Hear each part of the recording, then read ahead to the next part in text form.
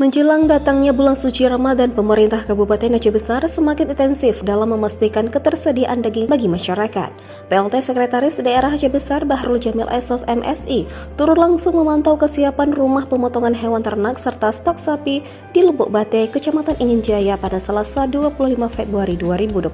Pemantauan tersebut bertujuan untuk memastikan proses pemotongan hewan menjelang hari megang yang menjadi tradisi khas masyarakat Aceh sebelum memasuki Ramadan berjalan dengan baik. Selain itu, Sekda juga ingin memastikan bahwa stok sapi dan harga jual daging tetap stabil, sehingga masyarakat dapat menjalankan tradisi ini tanpa kendala. Kemudian, Sekda juga menunjukkan komitmen pemerintah daerah dalam menjaga kelancaran distribusi daging bagi masyarakat Aceh Besar. Menurut Bahrul Jamil, hal tersebut penting dilaksanakan mengingat kebutuhan daging saat megang meningkat tajam. Ia menegaskan bahwa pemerintah daerah ingin memastikan pasokan sapi mencukupi dan pemotongan berjalan sesuai dengan standar kesehatan. Dengan demikian, masyarakat tidak perlu khawatir terhadap ketersediaan daging menjelang Ramadan.